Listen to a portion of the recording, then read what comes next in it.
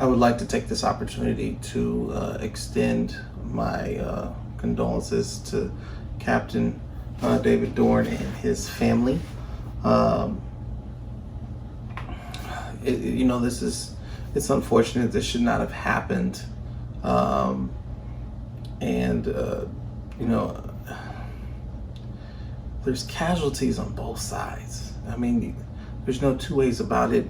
Nobody wins in this crossfire of violence. This was unnecessary. And I pray that they're able to, find peace, and that, you're able to move forward. And this is just another sign that change has to take place. We have to get different outcomes because there's too many lives being lost. So again, if by chance a member of the family comes across this vehicle, I just want to extend my condolences and send my well wishes. So June 6th, I called out Governor Parsons as well as Mayor Christian. And so today, Governor Parsons actually sat down with leaders among Missouri in groups such as the Black Lives Matter, Expect Us out of STL, Action STL, Black Kansas City family, and the Columbia clergy. And it's just the first of many conversations to come. This is definitely a much better dialogue and level of communication coming from him, considering previously all it was civil unrest and National Guard. So I like the direction he's headed in. As for Mayor Lydia Christian, so I called her out on June 6th. She was out protesting that evening. And then not only that, she took it a step further. She signed on for the Obama Foundation pledge. And so just to give you an insight onto what that is reviewing the police use of force policies, engaging your communities by including a diverse range of input, experiences, stories for you to review, reporting your findings to the community, and then getting feedback, and then reforming the community's police use of force policies. So I'm glad that she signed on that. That was a very big step. It shows that this is a priority for her. And so I'm glad to see it. But those are her steps. Let's talk about our steps. And so, the first step that we took was the protesting. And I feel like we've mastered that step. It's something that it shouldn't stop. Eventually, I know it will die down, but it shouldn't stop as situations occur. But I do feel like we do need to start paying attention to the second step, which is the economic action. And so if a company is not aligning themselves with the movement that we're on, then they need to be held accountable. In this particular case, Starbucks. Starbucks directly sent out an email to all employees stating that they are not to wear anything related to or showing support of Black Lives Matter. Yet, they support the LGBTQ community. They give them actually a day. So this is very disappointing for them. So my dollars will not go to them, and I would encourage you to do the same, because we can't have this type of mentality. You can't be out there on an island by yourself. Everybody needs to get on the same page. But that's, again, my opinion. And then the other thing that we want to make sure that we're doing is identifying what the goals are. So in the short term, justice. But justice does not mean that the police officer gets fired for doing something heinous or illegal, or what's the word I'm looking for? Murder. They should not only be fired, but they should also be then arrested and charged with the appropriate crime and penalty for that. If not, it should be expedited as well, because they are a member of the law and expected and held to a higher standard. So that's short term. On the long term side, reforming specifically, and these are my opinions, please. Nationwide ban of the chokehold, nationwide law reform in terms of force of use policies, independent review board of police officers when a situation arises, so that way there's no opportunity for it to be swept under the rug.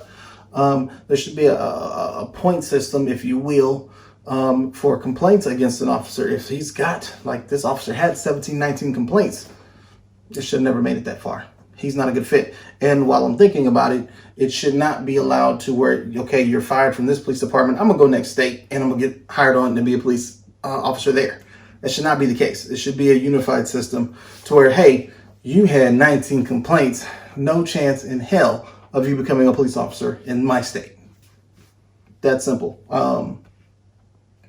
The other things we need to make sure that we're doing, in my opinion, is the enhanced interview and quality-driven training programs. Those need to be reevaluated and looked at, because these are things that we can help to make sure we're getting a better quality candidate, and then doing the proper training and techniques, de-escalation and things of that nature, rather than shoot first and hope for later. So that's my 2 cents on that. And then also, just because I've held the police accountable, it's a two-way street, guys. There's no two ways about it. We have to be better too. In 2020, it is not acceptable for you not to know what's going on in your community. Men, we should know about what's going on policy-wise, like we know what's going on NBA stats-wise, or NFL stats, or baseball if you're a baseball guy, or hockey, whatever. Whatever your favorite sport is, you should know what's going on in your community, like you know what's going on in that sport. Ladies, you're not exempt either. You know, you should know what's going on with our politicians and what laws are being implemented, like you know about the sales for certain shoes. Everything's fair game. We have to be more aware of what's going on around us. There's no excuse, especially when you can have it on your phone. Which takes me to what's been on everybody's phone and on laptops all across the world. Defunding the police. Let me give you the definition. Spending cuts to police forces, money being rerouted to other programs such as mental health, education, hospitals. Okay, so it's not by any means removal of the police force. That's a huge misinterpretation. And I really don't understand why we don't take the time to go and figure out what the terminology is, so that way we don't have these narratives. However, this is where we're at. So 2021, the police budget for St. Louis, Missouri is $208 million. The Department of Human Services, which focuses on the homeless, youth, and veterans, they got $30 million. Health and hospitals, 12.7, and that's considering that we have the COVID-19 situation unfolding. So my question and my input would be, where is the $208 million going? Because if we're merely putting that in to make sure they have new vehicles, I'm not interested in being killed while this guy was driving in a brand new Charger or Explorer. That doesn't make sense to me, or Durango. So we definitely need to look at the finances of how that money is being spent. And then also, in my opinion, I'm really perplexed by everybody's feedback and talk about, no, you can't defund the police. You've been defunding the education department for years. So we want to make sure that our police have the ability to shoot us at any given moment, but we don't want to make sure that our children have the ability to get the education that they deserve. Make it make sense. And another hot topic is going to be the All Lives Matter. So with that, I stay in a cul-de-sac. There's like 5 houses in the cul-de-sac. And if my house is on fire, the fire department's not going to come in and hose all the other houses. He's going to hose my house.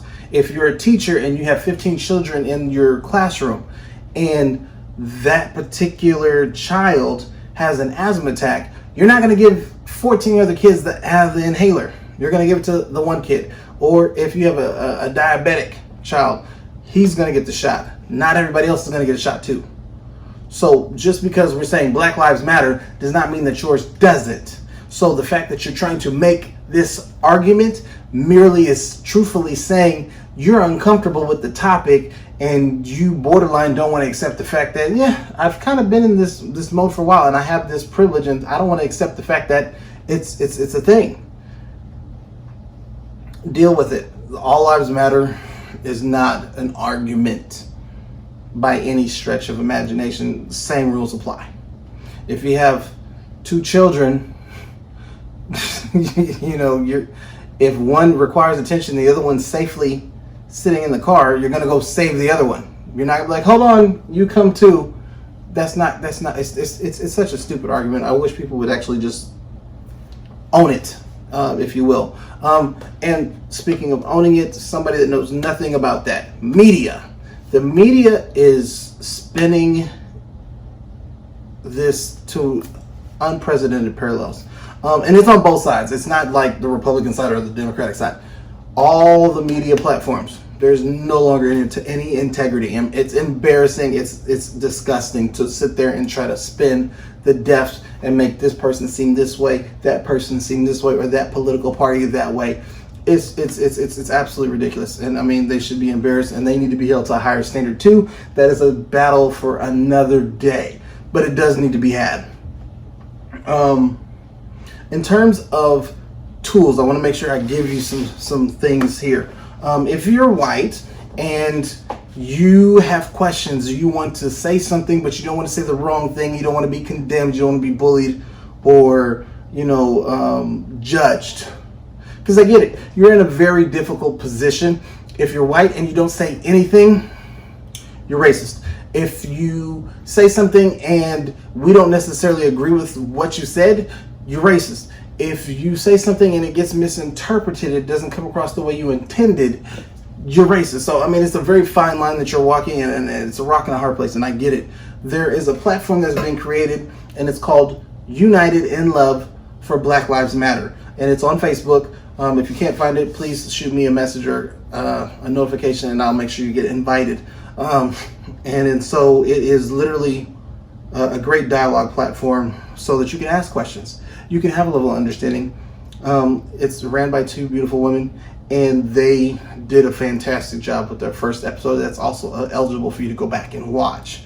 So definitely a great platform if you have questions and you want to, express yourself and be in a judgment-free space. If you're wanting to participate in the next protest and you want to be, a part of that exercise, on Twitter, expect us STL365 is where you need to go. And as I get other organizations and groups, I'll make sure to grab them as well.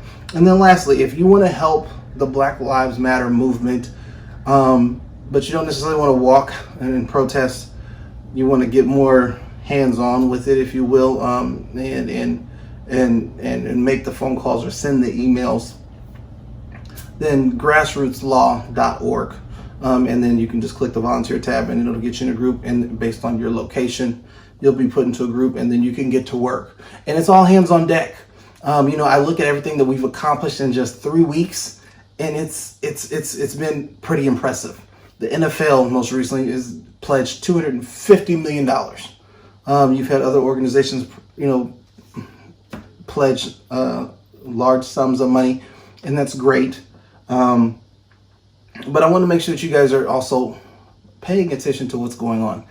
These politicians, it's election year. So, I mean, they know that they need to make sure that they keep their positions, and so this is what they kind of got to do. It's our job to make sure we hold them accountable after November.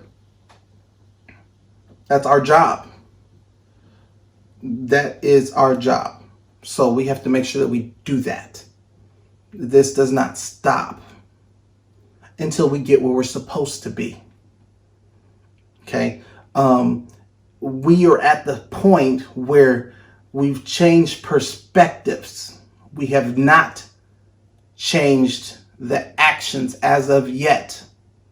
It is coming. I'm very positive about that, but there's still work to be done, and the more hands that get involved, the better the likelihood that we are to achieve success.